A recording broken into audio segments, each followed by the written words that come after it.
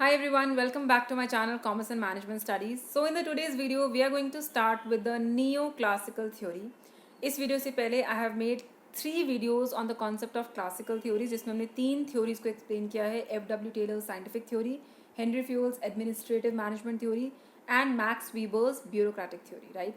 तो ये थी classical theories. अब हम बात करते हैं neoclassical theory के बारे में. Neo word का मतलब होता है new और classical means classical. तो ये थ्योरीज भी क्लासिकल हैं, मतलब इन थ्योरीज ने भी जो अप्रोच दी थी हमें, they were also one of a kind, first of a kind. पहली बार किसी ने इस तरीके से मैनेजमेंट को देखा था and because they came up with a new approach, इसलिए हम इन्हें न्यू क्लासिकल थ्योरीज कहते हैं. न्यू क्लासिकल थ्योरीज के पाइनियर हैं एल्टन मेयो. पाइनियर का मेरा मतलब है he is the person who actually started the concept of new classical theory. New classical theory majorly बात करती है ह्यूमन रिलेशंस के बारे में. So let's see what is this theory. So first of all, again, classical theory and neoclassical theory are not different to each other. They are not contradictory to each other. In fact, they are complementary to each other. Classical theory और new classical theory को मिलके ही आप एक अच्छी organisation बना सकते हैं. So it is an extension to classical theory. ठीक है. Under the principles of classical theory जो हमें हेनरी फ्योल, टेलर ने जो भी प्रिंसिपल्स हमें दिए, वीबर ने जो कॉन्सेप्ट्स दिए, they were very very good concepts. Organizations were working very effectively, but workers started to resist formal and impersonal treatment. अगर आप वो तीनों थ्योरीज के बारे में अच्छे से समझते हैं, सो यू विल अंडरस्टैंड तीनों ऑर्गेनाइजेशंस, तीनों थ्योरीज में यही बात हो रही है that the organizations are very formal, they are very rigid, people have to work with their best efficiency, impersonal relationships होने चाहिए. But nobody actually ever thought that human beings, we people who are actually working, we are social animals. हमें एक social atmosphere की ज़रूरत होती है काम करने के लिए. So under the classical theory, organizations were working very good, but workers started to resist this kind of formal and impersonal treatment. So that is what led to another approach, which is called the neoclassical approach. So let's see what is that. So Elton Mayo, he is also called the father of new classical theory. जैसे मैं आपको बता रही हूँ, he is a pioneer of the human relation study. Actually इन्होंने कुछ experiments conduct किए थे. इन एक्सपेरिमेंट्स को हम हॉथॉर्न एक्सपेरिमेंट्स भी कहते हैं. बेसिकली ये एक्सपेरिमेंट एक वेस्टर्न इलेक्ट्रिकल कंपनी शिकागो में थी, जहाँ पे इन्होंने कुछ वर्कर्स पे एक्सपेरिमेंट्स किए थे. और इन्हीं एक्सपेरिमेंट्स के रिजल्ट से Elton Mayo came up with a concept that people need a relationship sort of an atmosphere in the organization. तभी लोग काम कर सकते हैं. मतलब other than the classical principles, वो भी बहुत ज़रूरी हैं, लेकिन एक ह्यूमन रिलेशन कॉन्सेप्ट भी बहुत ज़रूरी है. This was the result of these Hawthorne experiments conducted by Elton Mayo. So I will explain you what are this experiments in a very very short way. So ये 4 experiments, basically experiments in 4 stages में conduct किए गए थे. First series of experiments को बोला गया illumination experiments. ये experiments basically conduct किए थे to study the effect of light. Illumination का मतलब एक रूम में कितनी लाइट है, कितना एटमॉस्फेयर कैसा है, क्या इसका प्रोडक्टिविटी पे कोई इफेक्ट आता है. This was the first series of experiments conducted by Elton Mayo. इसका रिजल्ट कोई बहुत मेजर नहीं आया, मतलब they did not really conclude that okay the illumination has any effect on productivity. So not major results came out of this experiment. Then came the relay assembly test room. Relay assembly test room में इन्होंने experiments किए on the number of hours the people are working, the amount of rest the people are getting. इस चीज़ की study करी on the productivity. Again not very major results came out of this experiment as well. क्योंकि दोनों experiments बहुत they did not come up with very brilliant results.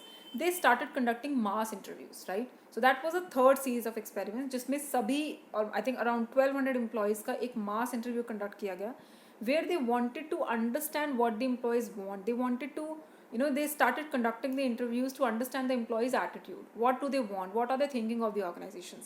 Based on these interviews, the fourth series of experiments were conducted, जिसे हम bank wiring observation कहते हैं.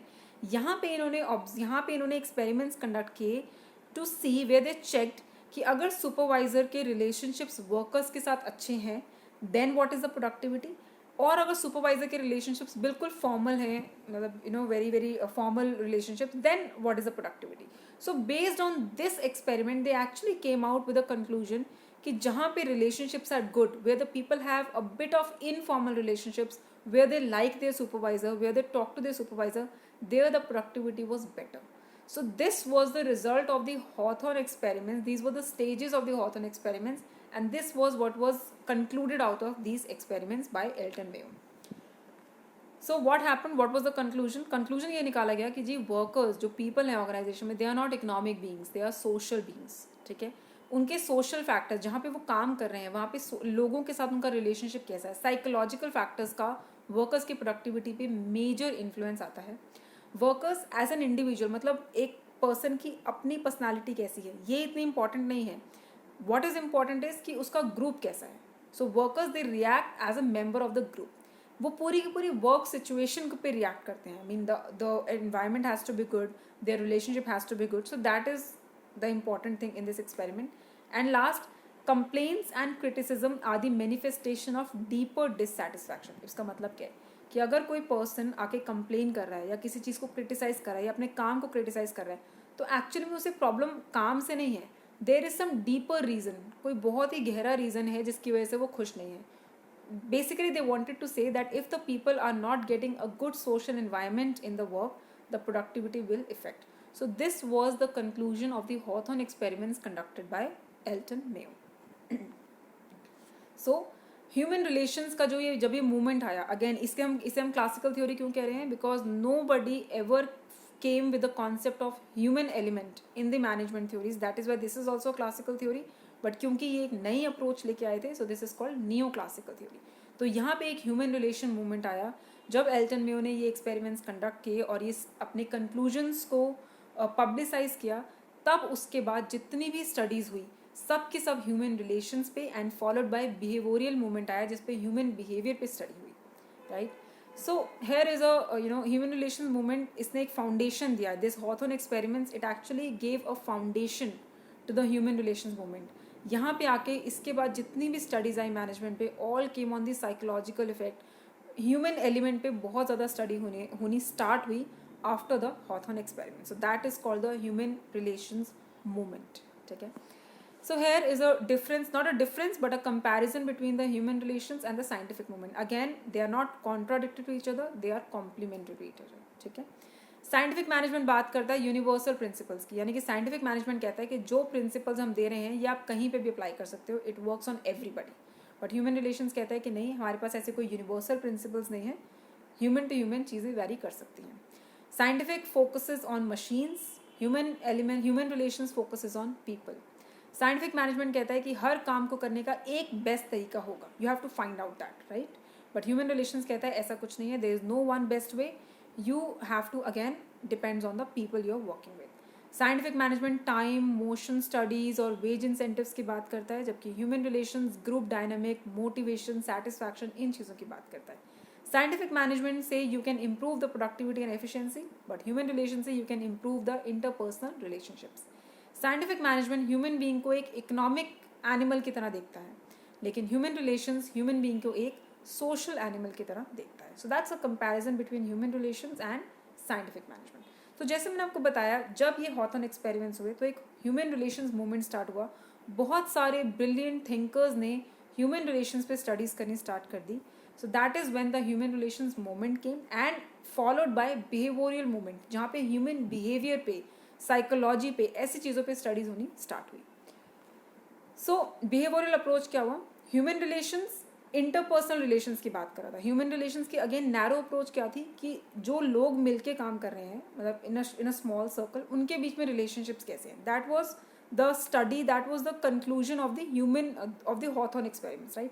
लेकिन behavioural approach और बड़े लेवल पे स्टडी हुई, जहाँ पे ओवरऑल पूरी ऑर्गेनाइजेशन में ह्यूमन बिहेवियर कैसे इन्फ्लुएंस हो सकता है उस पर स्टडी होनी स्टार्ट हुई.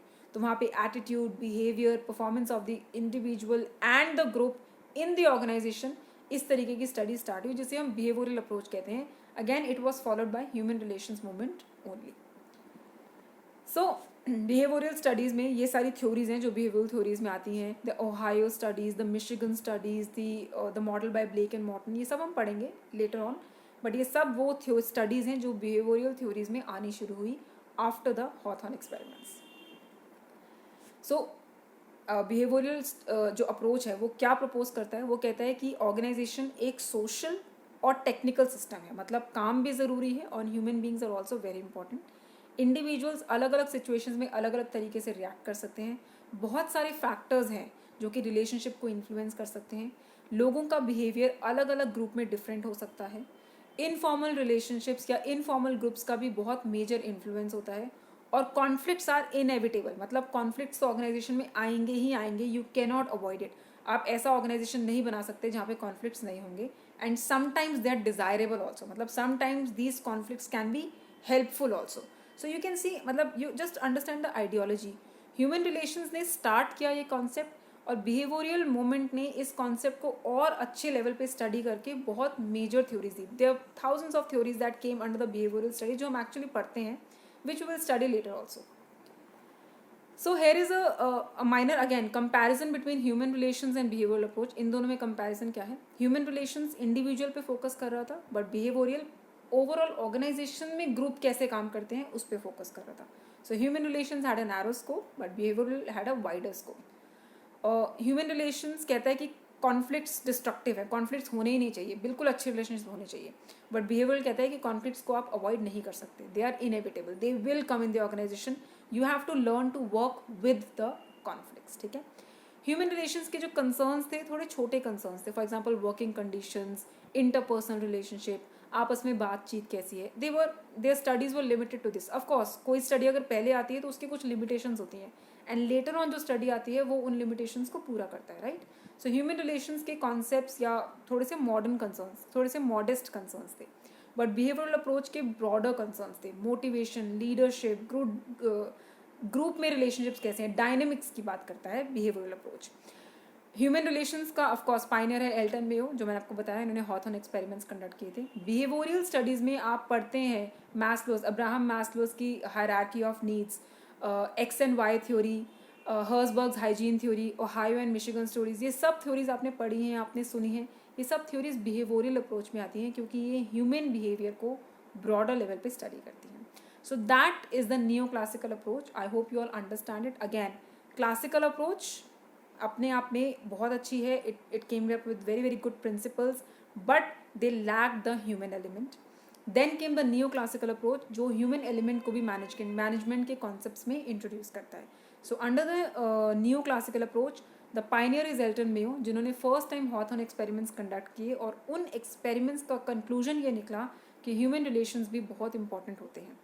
Because of these experiments people started researching in this area.